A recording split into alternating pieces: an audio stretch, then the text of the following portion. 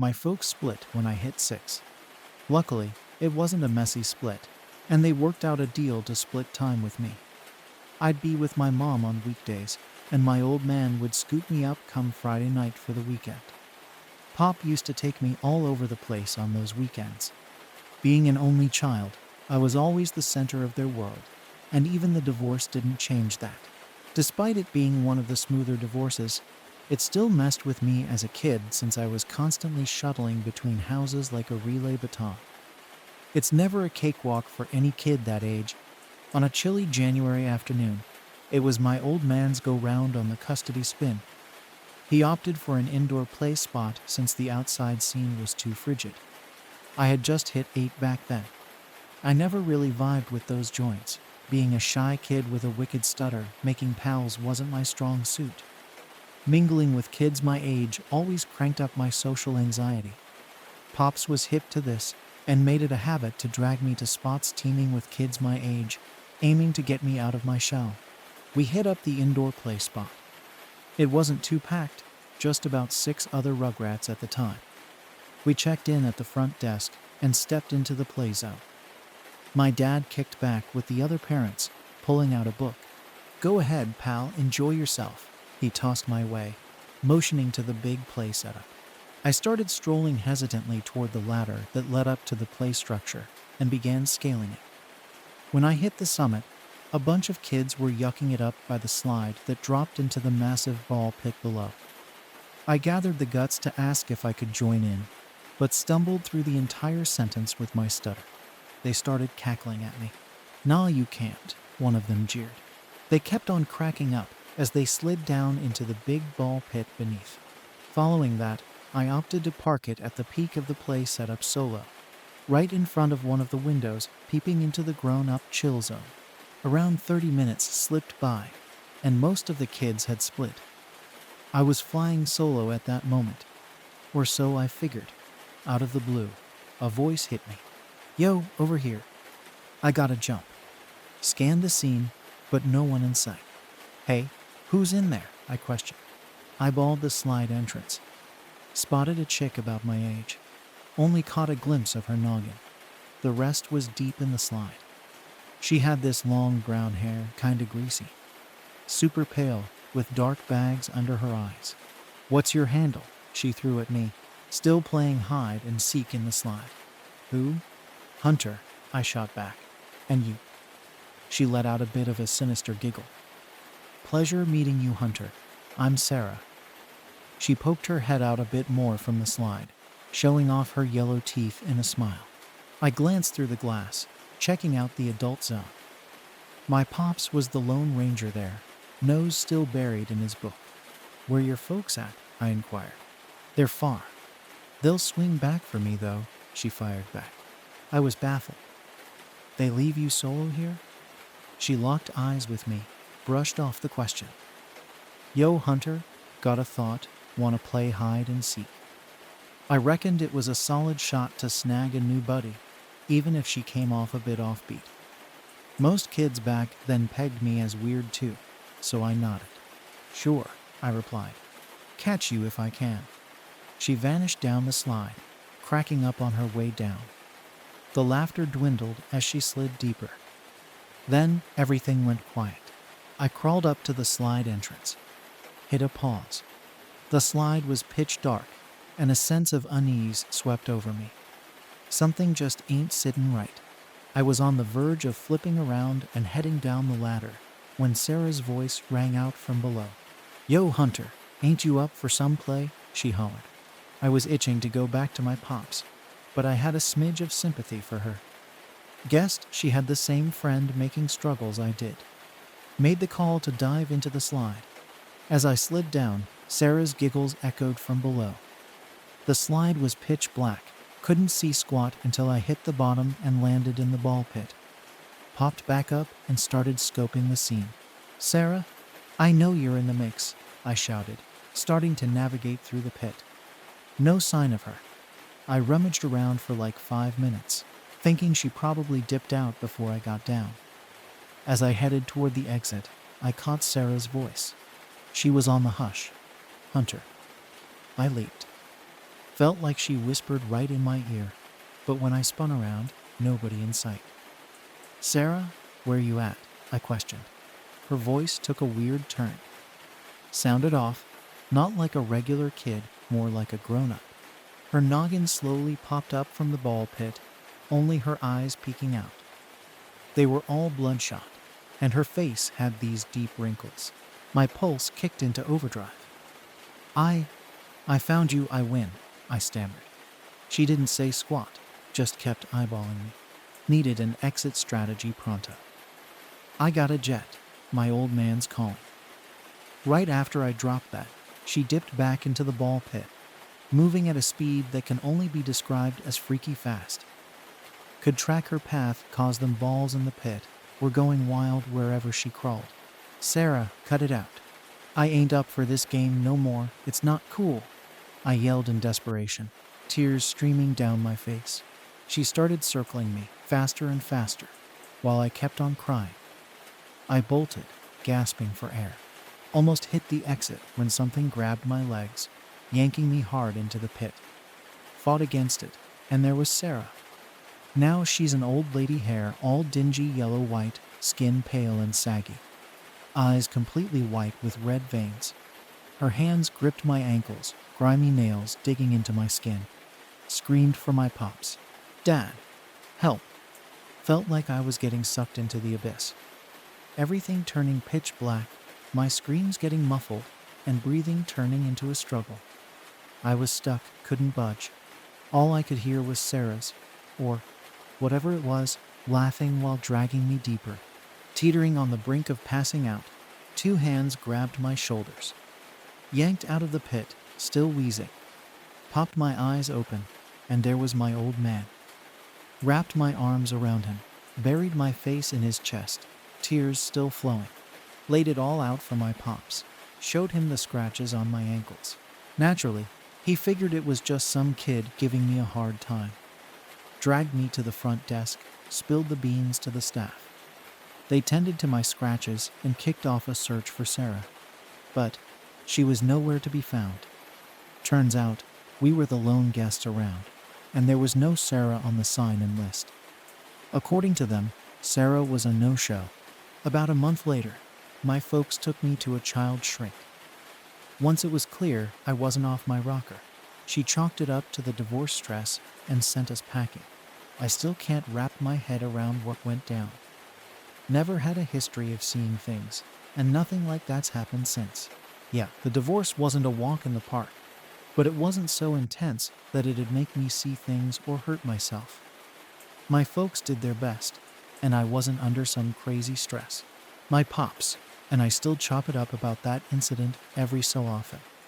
Seems like the more I spill about it, the more he's leaning towards buying my story. But after that, I never stepped foot in an indoor playground again. Even as I clocked more time and made pals, I steered clear of birthday bashes if they went down in an indoor playground. This whole thing carved a permanent mark in me, even to this day. Still haunts my dreams, even with the adult tag on me. Playgrounds in general give me the creeps, and I stay far away from them ball pits. When I share this, folks never buy it. Usually toss it up to a kid's wild imagination or some foggy memory. That's why I threw it up here. Needed to let it out and put it out there for others. Whether you're on board with my tale or not, appreciate you taking the time to hear me out. Nobody really could recall the reason behind the bridge's construction, or who threw it up. No roaring rivers underneath, no stomach-dropping depths to dive into. Instead, the bridge, a slick quarter-mile of pristine white stone, gracefully spanned across a shallow valley with smooth banks. Not a jagged rock in sight, just a sweet grassland sprinkled with wildflowers.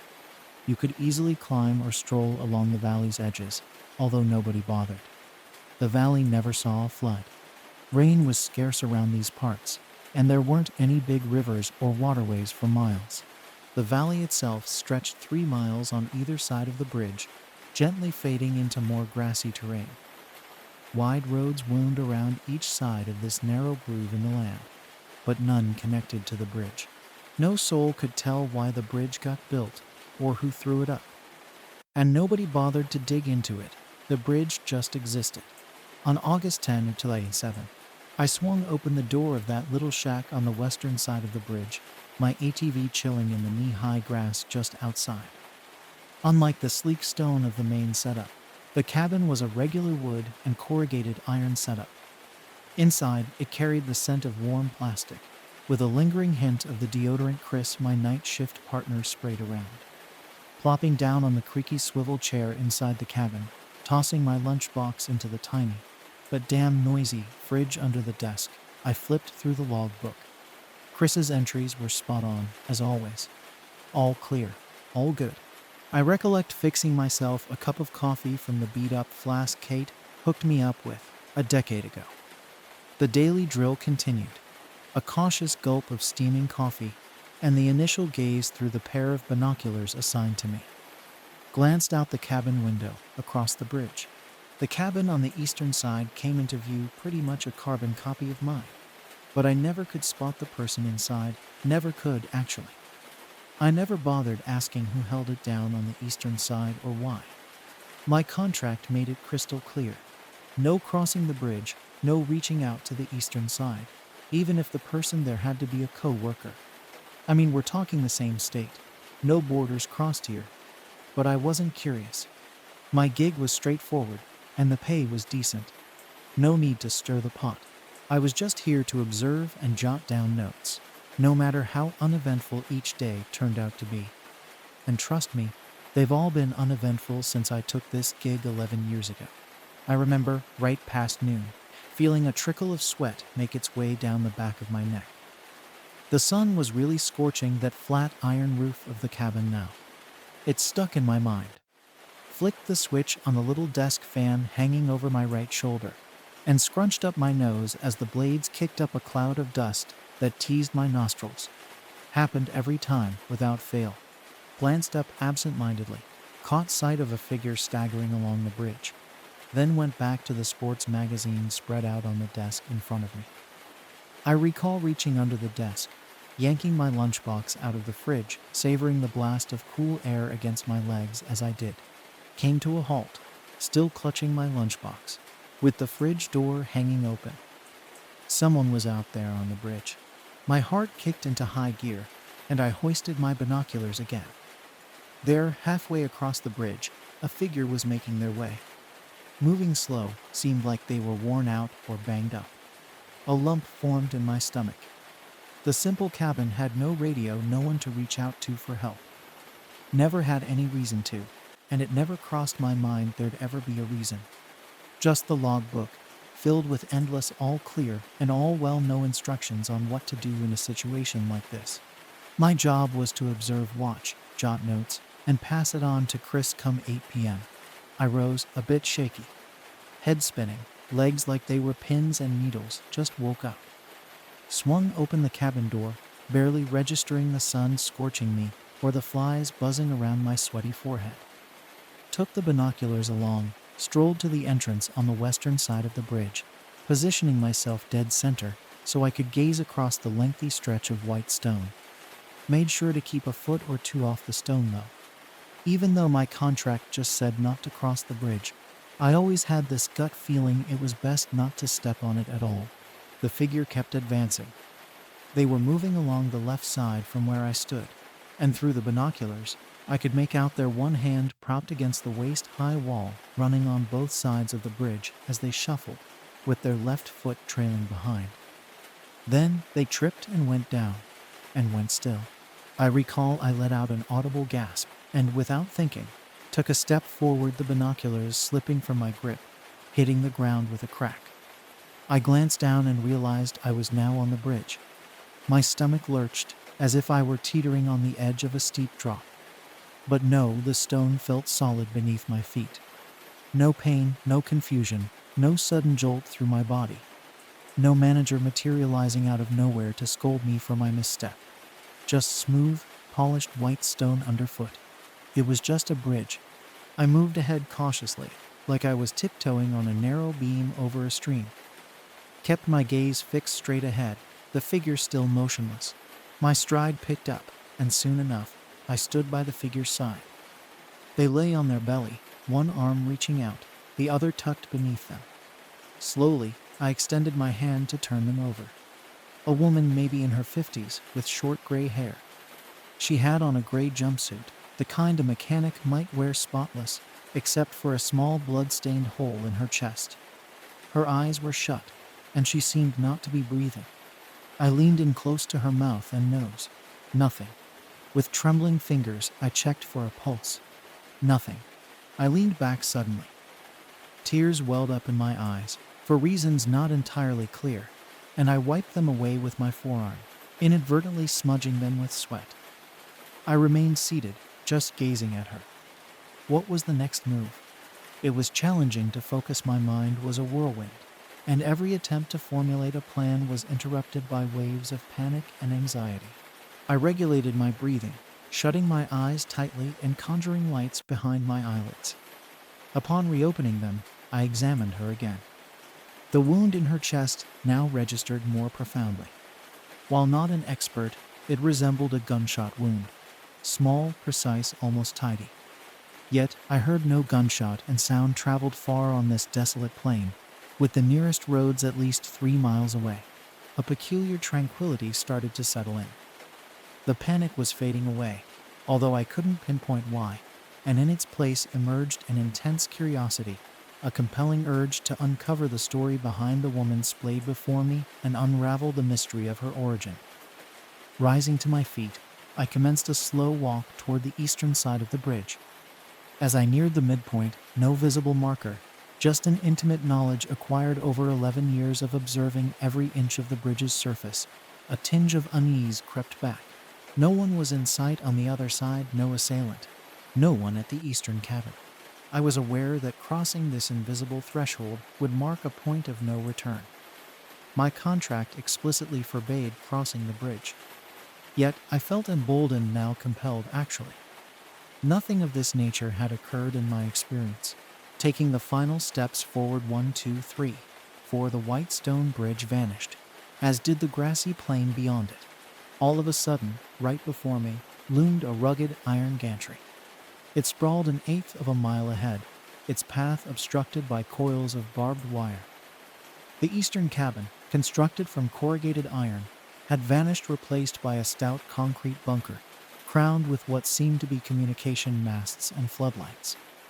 Figures clustered outside the bunker, not just 2, but 3 people gathered, gesturing animatedly and occasionally pointing across the bridge, their gazes directed toward me. I stood motionless. My thoughts had transmuted into sludge, and my ears buzzed as if a colossal bell had been rung right beside my head. It was peculiar. The last time I felt this way was when I learned of my father's sudden demise 13 years ago. I was simply numb, adrift. Glancing down at my feet, the numbness dissipated. I suddenly grasped that the ground beneath me was nothing but a sturdy iron mesh, seemingly robust yet quite see-through. No grass, no wild flowers beneath my feet. Instead, there existed a void, extending indefinitely below me. I stood above. Nothingness. In a moment of shock, I let out a foolish yell and staggered backward, ending up seated on the ground. My hands felt the familiar cool, smooth stone beneath them, and before me, the bridge unfolded as I had always known it, smooth and white, extending toward a grassy plain and an indistinct horizon. My breathing quickened. Genuine panic threatened to take hold. Glancing over my shoulder, I saw the woman's figure where she had fallen. She was real. This was real. Shifting my gaze away from her, I looked at my vehicle. An overwhelming urge surged within me to run, to drive away, to return to my apartment, reach out to my employer for guidance, and to pour myself a very sizable, very potent drink. Yet I didn't. I remained firmly planted in place. An overpowering urge compelled me to cross that midpoint again. The woman was undoubtedly real, but had I truly witnessed what I believed beyond that imperceptible boundary? With caution, I positioned myself on hands and knees, not trusting my unsteady legs. Slowly and deliberately, I resumed crawling forward. Just before reaching the midpoint, I extended my right hand, half expecting it to vanish upon crossing some unseen threshold. To my surprise, it didn't. Retrieving coins from my pocket, I tossed them onto the bridge in front of me.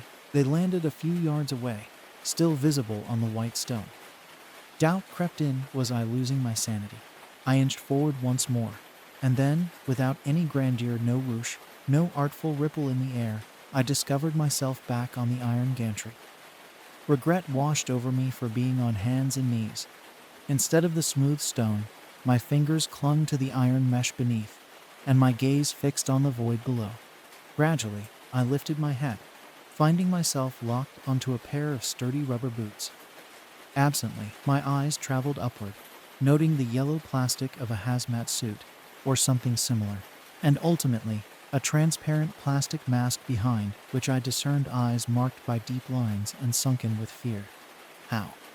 The man in the hazmat suit whispered, peering down at me.